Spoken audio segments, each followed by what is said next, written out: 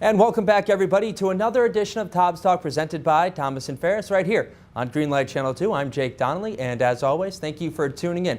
Well, the Tobs now sit at 10-8 on the season after beating the Morehead City Marlins by a score of 7-3 last night. Braden Bristo, who had had 2 rough prior appearances, got the start in last night's game, and he went 6 innings, allowing just 2 runs, only one of those earned, on 8 hits, 3 strikeouts to go against just 1 walk. A very good performance from Bristo, who had been struggling with some mechanical issues, and he'll be on Tobs Talk later today and talking about those mechanical issues and just exactly how he fixed them. The Tobs used 2 other pitchers. Jonathan Wazak, the reliever, he pitched 2 innings and did not allow a run in either of those innings, while Daniel Batts pitched the top of the 9th inning, and unfortunately for Batts, he allowed his first run of the season, but it was much too little, much too late for the Morehead City Marlins. The Tobs were actually down 1-0 and were able to score a run in the bottom of the 2nd inning. They were down 2-1 in the bottom of the 3rd inning when the Tobs were able to come across with 5 runs. It was started off by Adam Pate's 1-out triple over the right fielder's head. That was Matt Simmons for the Morehead City Marlins. It was Pate's 2nd triple of the season. He ended up having a very good day out of the 9 spot. He scored 3 times and picked up 2 stolen bases. So the young man from Aycock High School and the University of North Carolina Chapel Hill continuing to do some damage no matter where he is in the lineup. The Tobs in that bottom of the 3rd inning coming up with those 5 runs, highlighted by Ben Schmucker's 2nd double of the season. It was his 18th run batted in. That actually leads the CPL, and he has been leading the CPL pretty much all summer long. The Tobs had that 5-run inning capped by Charlie Organ's 2-out, 2-run RBI single, giving him his 3rd and 4th runs driven in on the season. Seth LaRue had a terrific night for the Tobs. He went 3 for 3. He drove in 3 runs, and he also picked up a stolen base, his first stolen base of the season in as many attempts. So the Tobs really rolling. It just seems like every time the Morehead City Marlins come to town, the Tobs are able to right the ship. And why not? The Marlins have now dropped to 1-17 on the season and 0-13 on the road. The Tobs tonight will play the Edenton Steamers, who lead the East Division of the CPL. So we'll see if the Tobs can come back and avenge that loss from earlier in the season, a 9-4 loss about a week and a half ago on Sunday up in Edenton. So we have a very good Tobs talk for you folks. We have 2 Tobs players, Braden Bristo, the winning pitcher from last night's game, as well as Seth LaRue, who, as I mentioned, went 3 for 3. And we will also have Connie Rhem representing New Hope Primary Care. All that and more on this edition of Tobs Talk presented by Thomas & Ferris right here on Greenlight Channel 2. Welcome back, everybody, to another edition of Tobs Talk. I'm Jake Donnelly. Tobs Talk is presented by Thomas & Ferris right here on Greenlight Channel 2. Well, with me now is Connie Rhem, Corporate Communications Manager for Wilson Medical Center, representing New Hope Primary Care. And Connie, first off, thank you for coming in this morning. Thank you, Jake, for having me. And so as a Corporate Communications Manager, what is it exactly that you do? It covers a wide range of things, Jake, honestly. I do a magazine for the hospital that we send out to the community called Envision. And that is basically to educate and inform the community about what we and our physicians and our clinics do, what services we provide. And what are some of the services that New Hope Primary Care provides? Jake, I'm glad you asked me that. New Hope Primary Care is for everyone from the beginning of their life to the end. But what we'd like to focus on is the opportunity to do to be well. That's what they're there for. We'd like for people to do wellness checks. During a wellness check, you can do vaccinations. You can do screenings, and screenings are so important, Jake, because when you're doing a screening, you can look for illness like cancer or diabetes, and finding those illnesses early is so important to treating those illnesses successfully. So screenings like mammograms and things like that? Absolutely, absolutely. All the literature says that catching breast cancer or most any cancer early is the key to successfully treating it. And I go for a mammogram every year. And I've told women in the past, they're afraid. They are afraid. But getting a mammogram and seeing what, if anything, is there is so important. And then if you find something, we can help you treat it. And there are a couple of different places within Wilson and the surrounding area that you can go in order to get screened. Is that correct? Yes, absolutely. We have a wonderful imaging center that's connected to Wilson Medical Center, And we have technologists who are there to help you. And as I said, Jake, I do a mammogram each year. I have one performed. And they explain it so carefully, so gently. And they will just take you through the process, explain it from beginning to end. And how long has New Hope Primary Care been in the Wilson community? It's been, it's been more than 5 years. And we've been treating people, as I said, from beginning of their life to the end. And Dr. Skinner's always focused on prevention. We'd rather help you prevent illness and disease than treat illness and disease. Although if we get to that point, we're there for you as well. Mm-hmm. And it's not just one place, there's a bunch of different places, and there's more than just the one staff in New Hope Primary Care, correct? That's right. We have many clinics throughout Wilson. Some are across from the hospital. And as you know, New Hope Primary Care is on Nash Street, 4845 Nash Street. Yeah, 4845 Nash Street, one of the 4 streets in Wilson that I actually know, having just gotten here a couple of months ago. So and that's important. Yes, it is very important to know exactly where. So 4845 Nash Street, correct? Right, exactly. And if you wanted to know more information about New Hope Primary Care, where would you go? Where would I go? Well, you can call the office at 243-0053, or you could go to our website. That's www.wilmed.org. And if you look on the right side of the screen, you'll see a listing of our clinics, and just click on that, New Hope Primary Care. And what are the hours? How often is the clinic open? We are open all day from 8:30 to 5. You just give the office a call, and they can set you up an appointment. Okay, well, wonderful. And Connie, thank you very much for coming in. Really do appreciate it. And make sure, folks, if you have any issues, whatever, go check out New Hope Primary Care, mammograms, screenings, really anything that has to do with staying physically healthy, correct? That's right, and sports and school physicals as well.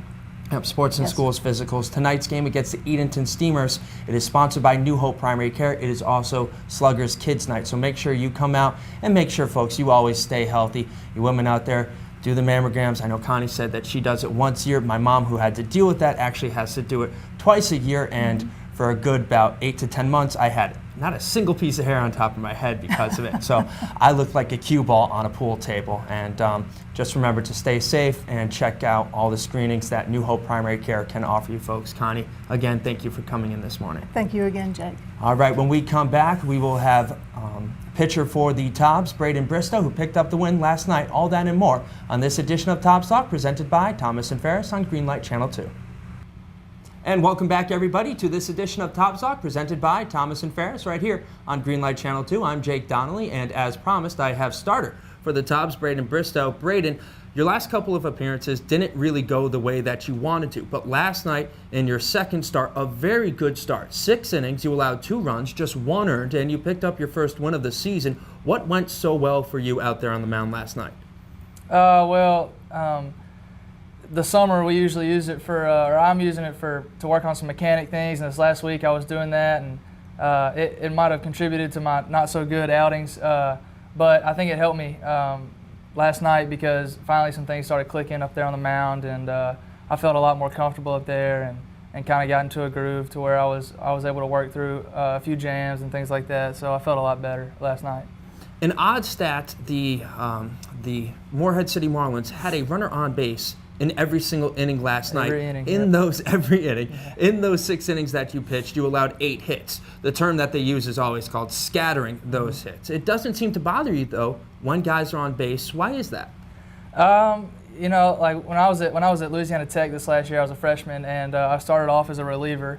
And they always brought me in with bases loaded, 1 out, 2 outs, or man on second, third. And so I kind of got used to pitching with runners on and in pressure situations. So I guess that's where I just kind of got used to it and was able to figure out how to manipulate those situations. Mm-hmm. And you throw a couple of different pitches, but what would you say is your out pitch, and where did you learn that from? Well, in high school it was probably the fastball or my curveball, but now, you know, if you just sit fastball, curveball, they're pretty much going to hit you. And so my college coach, Brian Roundtree, he taught me a slider or a cutter, and you know, I use it a lot now because it looks more like my fastball, but it's got some late movement to it. So it's really been beneficial to me, and I really like that pitch. How long did it take you to get comfortable throwing that pitch? about a week. I don't know, something, the way he taught it to me, I guess, it really clicked with me. And, I guess that's why I kind of just jumped on it early. Now, you're only a baseball player in college, but in high school, you were a 3-sport star, and I guess you learned that from your pops? Yeah, my dad, he's a track coach and a defense coordinator for our football team in high school, and I played football and ran track and of course baseball. So, I went to a smaller school, so we were kind of encouraged to play more than one sport, and I really enjoyed it. I liked all 3 of those sports. And you were pretty good from what at least your dad was telling me in football. Of course, sometimes when a parent is talking about it, you have to take it with a grain of salt, but being not the biggest guy, I believe you were a free safety, but you could really hit from what he was saying. Well, I didn't have much regard for my body back in those days. But, I loved football, and I'd actually planned on playing college football. But, God works in mysterious ways, and he got me onto the baseball scene, which wasn't really in my plans, but, it's all worked out for the best. All right, that's pretty good. And actually in high school, you had a scary moment, I believe, going from your junior to senior year. You had to have a rib removed because of a blood clot. Do you mind telling everybody about that? Yeah, it was actually going into my junior year, and after my sophomore year, the summer of that year, and my right arm got really big, and I thought it was just from lifting weights and throwing and things like that, but it got really big, and it ended up being what the doctors call thoracic outlet syndrome. And long story short, I had a blood clot close to in between my chest and my shoulder, and the vein was pinched in between the first rib and the clavicle. So they had to remove the first rib and about 4 muscles in my neck. And it was about an 8.5-hour surgery that I had done in St. Louis. So it was kind of a crazy deal, but like I said earlier, God, He works in mysterious ways. I came back stronger, and he really saw me through it. And how long did it take you to recover? Because I remember you telling me earlier in the season it didn't take you fairly long at all. Well, I came in to the surgery in probably the best shape of my life, and going through summer workouts for football and things like that.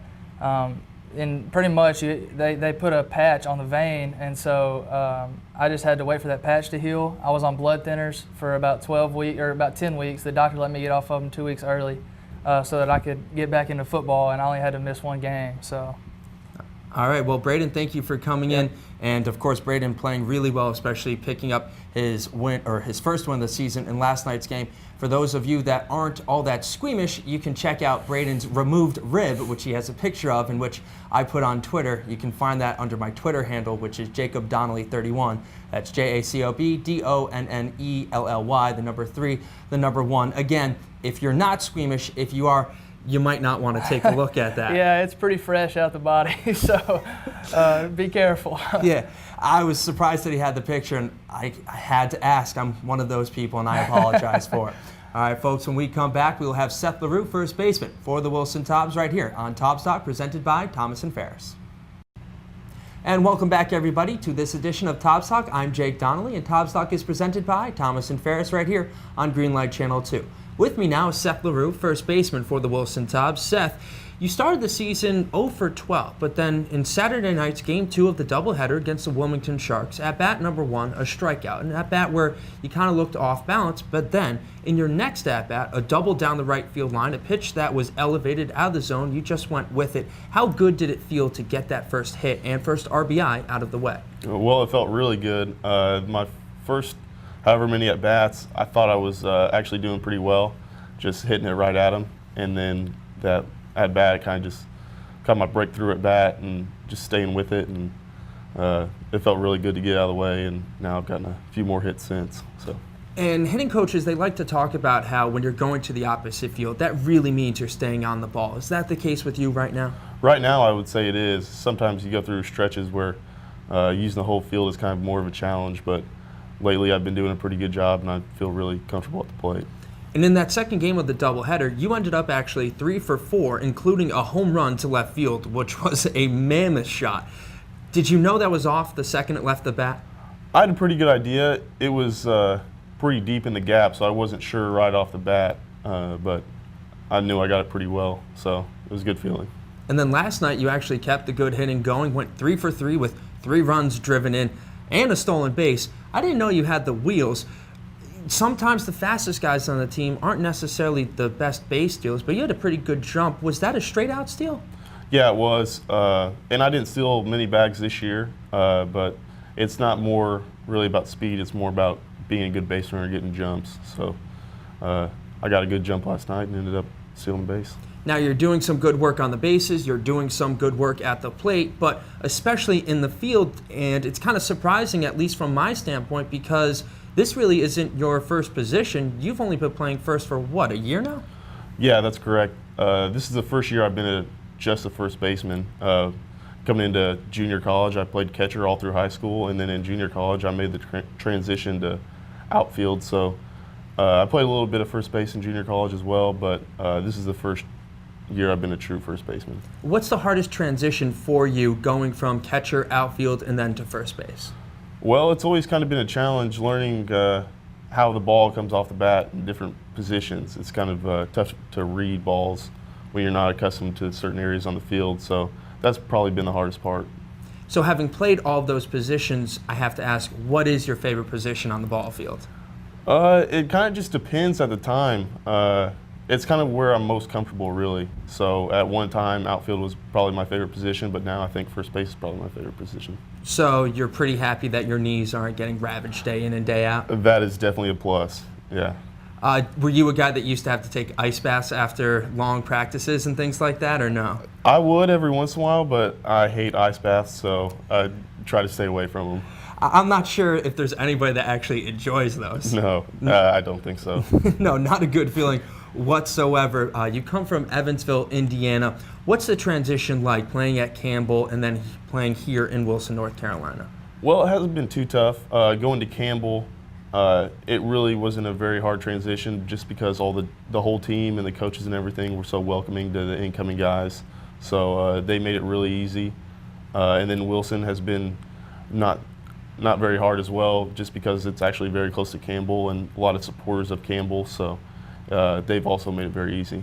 And you have a couple of teammates from your Campbell roster here this summer on the Tobs roster. Does that make that transition from spring ball at school to summer ball a little bit easier? Yeah, I would definitely say so. Just because you have people who you know and you can kind of ease into other relationships with other guys and stuff. But everybody's been very good to all the guys from all over the place, so it's been a lot of fun so far. Okay, now the toughest part of this interview right now, hardest question that I have to ask every single guy that comes on here. What is your favorite baseball memory? Favorite baseball memory would probably be the home run I hit in the regional this past year against South Carolina. That was a pretty cool moment. I'll probably always remember that one. Who is it off of, and what was the pitch? It was off their Friday guy. His last name's Montgomery. And it was a 2-1 pitch, I think, and it was just a fastball up, and I just hit it out. And it was in front of a lot of people, and it was a really cool moment. Were you trying to hide a smile rounding the bases, or did one actually end up breaking out? I think I hit it, but it was pretty tough. It was pretty tough. All right, well, Seth, thank you for coming in this morning. I know it's really difficult for you guys to get up in the morning. I believe Seth was saying he's a go-and-show guy 5 minutes before class during the spring. So here in the summer, trying to get your sleep, and I'm interrupting that. So thank you for coming in. Thank you. Thanks for having me. Absolutely. When we come back, we'll wrap up this edition of Tobs Talk presented by Thomas and Ferris right here on Greenlight Channel 2. And welcome back, folks, to this edition of Tobs Talk presented by Thomas and Ferris right here on Greenlight Channel 2. I'm Jake Donnelly, and I'd like to say thank you to everybody who came in this morning. Connie Rhem from Wilson Medical Center, as well as 2 players of the Tobs, Braden Bristo and Seth LaRue. LaRue, of course, went 3 for 3 in last night's game with 3 runs driven in. We'll see what he can do tonight against the Edenton Steamers. Tonight's game is at 7:05 with gates opening at 6 o'clock. It is a Jana Lake State Farm $2 Tuesday with select items on the menu, just $2. $2. The game is sponsored by New Hope Primary Care, and of course, if you listen to this episode of Tobs Talk, you know exactly what New Hope Primary Care stands for and all the help that they can provide to the Wilson community. Again, 7:05 start against the East-leading Edenton Steamers with gates opening at 6 o'clock. Quinn Atwood is going to be the starter tonight for the Tobs. He sits at 1-1 on the season. Had a very good start last time against the Morehead City Marlins. He went 5 2/3. He allowed just 1 run. It was unearned, and actually almost all of his starts have come against the Marlins, who, as I mentioned earlier, are 1-17 on the season. So we'll see what he can do against the East-leading Edenton Steamers, and if the Tobs can crack into that lead that the Steamers do have in the East Division. One more time, folks, game time at 7:05 against the Steamers with gates opening at 6 o'clock. It is a Jenna Lake State Farm $2 Tuesday sponsored by New Hope Primary Care. This is Jake Donnelly saying thank you for tuning in to another edition of Tobs Talk presented by Thomas & Ferris. We'll see you at Fleming.